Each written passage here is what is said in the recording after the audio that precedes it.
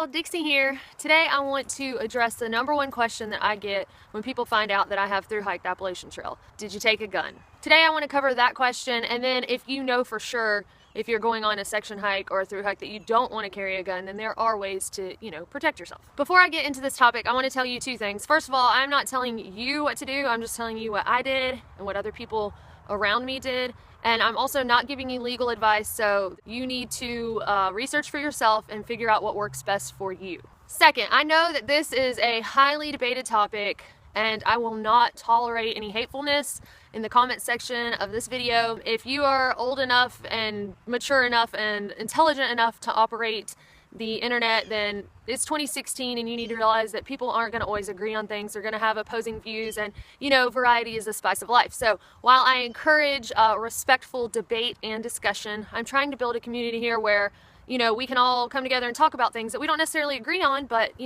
one option or the other doesn't always work for everybody. So again, I just want to put that out there that y'all can discuss and whatever, but I will not tolerate any hatefulness. That is a way to get gone. Just be sweet, y'all. So for those of you who have no interest in guns whatsoever and don't really know why in the world would anyone want to take a gun on the Appalachian Trail, well, I think the general consensus is there are two reasons. The main one being personal protection, but personal protection against what? Well, bears and people. So let's cover those in a little bit more detail. Typically, if you see a bear on the trail, you're going to see the butt end of it as it is running away from you, because you're going to deal with black bears on the Appalachian Trail, and for the most part they are afraid of people. Now, if you watch my bears video that I covered, sometimes you're going to have a scare with bears. I had a bear bluff charge me in Virginia. That is not common, and for most of the people that I hiked with and around on the Appalachian Trail, that did not happen. There are some bears who, have gotten used to being around food and know hikers equal food, and if they're hungry and your food tastes good, they want it. So we can minimize our negative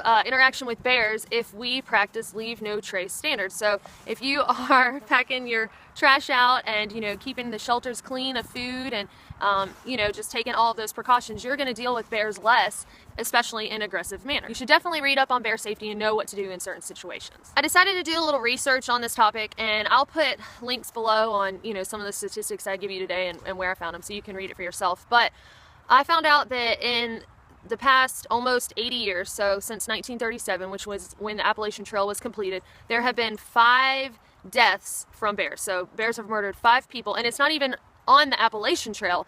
I just did it for the 14 states that the Appalachian Trail goes through. So not even on the trail directly, but just in those 14 states, the whole area of the state, there have been 5 deaths due to bear attacks since 1930. Now, I'm not saying that it's not a horrible thing that 5 people were killed by bears, because it is. It's a big deal, but that's 5 people in almost 80 years. So you're more likely to die in a car accident on the way to Springer Mountain or Katahdin to start your thru-hike than you are to be, killed by a bear while you're thru-hiking the Appalachian Trail. The second reason people want to take a gun on the Appalachian Trail is to protect themselves from people, bad people.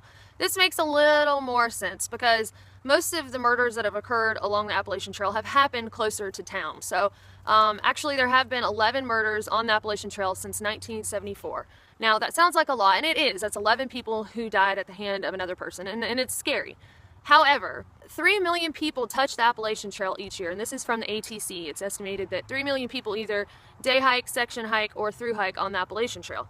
So if you take the area of the Appalachian Trail and square miles and you set it down anywhere else in the US where 3 million people touch in 1 year, and I guarantee you in the last 30 plus years there probably have been more than 11 murders. Now I know y'all are probably like, okay Dixie, thanks for the statistics and all, but what did you decide to do? Well, I decided that the only guns I would take are these babies right here. No, but for real, I decided not to tote a pistol during my thru hike, and don't get me wrong, I love guns, I love shooting guns. I've been shooting guns since I was a little girl. I have my concealed carry permit. I typically tote a gun in real life. So I'm not against the Second Amendment. I'm definitely in favor of practicing my Second Amendment rights. But because of the statistics and doing my research and the weight of a gun, I just really decided, for me personally, that it wasn't worth it. Alright, so that's me. But what did other thru-hikers do? Well, I decided to poll them, and most of them kind of agreed with me and said that it was really too much weight for so little reward. And some of them said that they knew other thru-hikers that within the first 100 miles had brought a gun but decided to send it home because it just wasn't worth it and they didn't feel like they needed it. But I will say that the majority of people did not take one. However, there were actually some that said that they did. My friend Brutus, while hiking the Appalachian Trail, actually was carrying, and I met him in Maine. He was a southbounder and I was heading oboe. So anyway, I had no idea that he was carrying a pistol when I met him, and but found out when I did my little poll. And so on the Appalachian Trail, he carried a 9mm Beretta subcompact. And then after the AT, he ended up doing the Colorado Trail, and he carried a Smith & Wesson 629 44 mag, and he actually ended up taking his dog too. Now, Brutus did say that, you know, the gun, the ammo, the cleaning kit and oil and all that added about 5 pounds extra to his pack, but he said that especially on the Colorado Trail, he felt that it was definitely worth the wait. Another pistol that was suggested to me by a backpacker is the Smith & Wesson M&P Shield, the 9mm.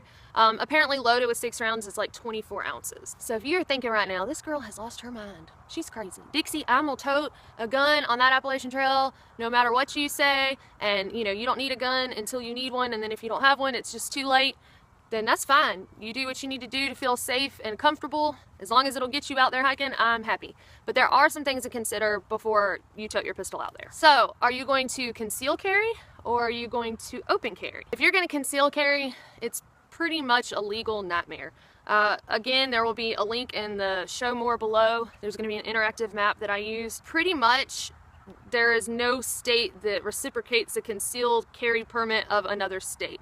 So dealing with reciprocity, like all 14 states the Appalachian Trail runs through are not going to honor your concealed carry permit. In fact, Maryland, New Jersey, New York, Connecticut, and Massachusetts, none of those have reciprocity with any other state. But then West Virginia, Vermont, and Maine all say, hey, if you can legally carry a gun, you can conceal carry in our state. So that's how it is right now on December 12th, 2016. Who knows what it's going to be 6 months from now, or a year from now, or 3 years from now if you're watching this. So you really need to research the laws yourself and make sure that you feel like you are doing things legally if you wish to be legal. Now, maybe you can get a concealed carry permit out of state for all 14 of the states that you're going to be going through, at least the ones that you don't have reciprocity with, but you know, for each state it's going to be different. So I didn't look that up for all 50 states for you. So you need to figure that out for yourself. If you do live in a state where you think legally you could tote a pistol, concealed carry on all 14 states of the Appalachian Trail, please share that below so that, you know, maybe you're helping somebody out that also lives in your state. I do feel like, however, that's going to be a pretty penny. It's probably going to be pretty expensive. Say you find a legal route to carry a pistol, concealed carry, through all 14 states of the Appalachian Trail.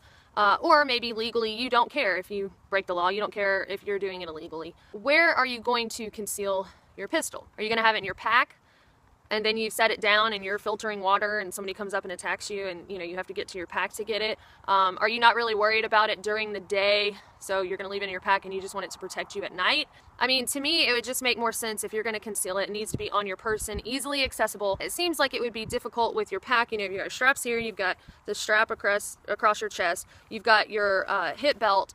So, especially for females who hike in their sports bras only in the summertime, I feel like you're going to have a hard time actually concealing it on your person. However, I feel like that's the best thing to do and the best way to keep yourself safe if you decide you are going to carry. Because if it's not on you, are you going to say when a bear starts running at you and attacking you, hold on bear, let me put my pack down and get my gun out. So if you're really carrying it to protect yourself from people and bears, then you need to have it on you at all times, right? Otherwise, it's like you're only really protecting yourself 50% of the time, or less than that, just the hours that you sleep at night when you're sleeping with it next to you in your tent. If you are going to conceal carry illegally, don't be a fool and tell anybody you have the pistol. Because if you do that and you make them feel uncomfortable because you have a gun and they report you, then, you know, you could go to jail and ruin your thru hike right there. So if you're going to carry it on you and it's going to be concealed, then actually leave it concealed and don't show people and don't brag on it, because chances are if you feel the need to, woo, look at this and wave it around and look all cool, you probably don't need to be carrying one anyway. Chances are if you keep it concealed and nobody knows that you have it except for you,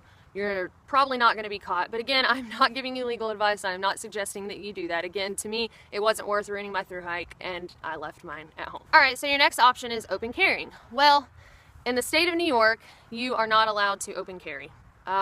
In 7 other states, you can open carry, but then in 6 of the states, you can open carry with a permit. I'm not sure what goes into the permitting for that. I'm not sure if it matters what state you're in or if it's just, you know, a free-for-all, but I'm sure that there are certain towns and city limits and things like that where it is somewhat restrictive. You just have to protect yourself legally, especially if you're gonna open carry and have it out in the open, and everybody in the world is gonna know you have it. So you just have to understand that people are gonna approach it differently, and some are gonna freak out about it and others are gonna be cool with it. But again, the laws are always changing, so check it out for yourself and be prepared to deal with the consequences either way.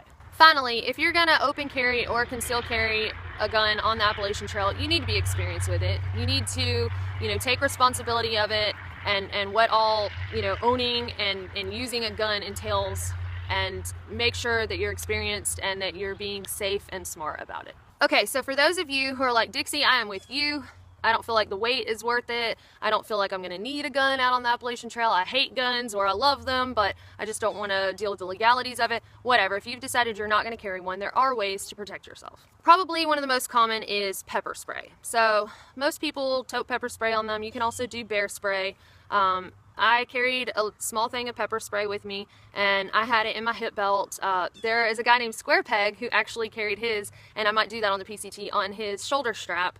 And then also I have his information below if you want to read his trail journals or see his YouTube channel or anything like that. I especially kept my pepper spray handy, like in my hand, in my pockets of my coat, whenever I was hitchhiking. Again, the most dangerous areas you're going to encounter are near towns, so hitchhiking while in town, things like that. So I just always kept my pepper spray in my pockets and kind of ready to go when I was hitchhiking, and then easily accessible still while I was in town. The next thing you can take with you is a knife. So I had a simple folding Gerber knife while I was on the Appalachian Trail, but one of my friends, Patrick, told me that Gerbers are for babies. So on the PCT, I'm going to tote this neck knife that actually he made. It's MT Knives. I'll have a link for this also. But this one is going to be with me, easily accessible at all times, and if I need it, simple as that. And finally, just a small whistle will help. So what can I do with a whistle? Well, there are so many people out on the Appalachian Trail. If you were being attacked, you could use a whistle, and it's gonna alert people, especially if you're in camp and it's the middle of the night and somebody hears a whistle going off, they're all gonna jump up and be like, what's going on? I didn't have a whistle, and I was kind of proud, like, I don't need a silly whistle and all that. But when I got in bear country, I started carrying a whistle, and it was just so while I was hiking, I could blow on the whistle every now and then just to kind of alert bears, like, hey, I'm around, because I didn't want to walk up on them and surprise them. But one of the most important things that you can rely on while you're hiking the Appalachian Trail to keep you safe is right here. This isn't just a hat rack. This is for thinking and for instinct. So while you're out there, your instincts are going to become amazingly tuned. And if something doesn't feel right, avoid the situation, get out of the situation, get away from it, and go with your gut instinct. I also want to add that around the Appalachian Trail, there's just this amazing community that you can't understand unless you've been out there.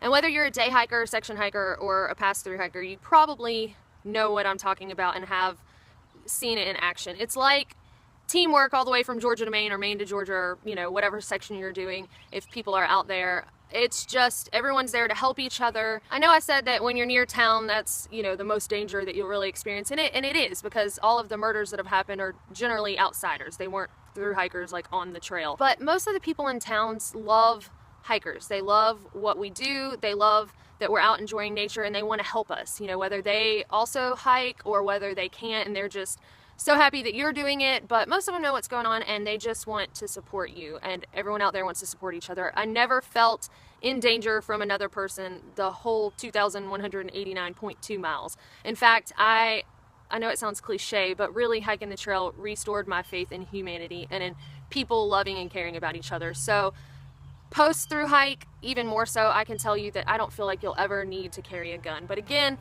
if it's something that you want to do, just be smart about it, be safe about it, and consider, other people in it also.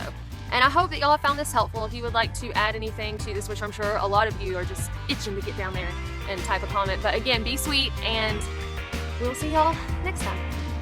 Okay, so I am here at Immaqualola State Park, and there's this nice little compartment overhead, so that's the opening, where you can put like a headlamp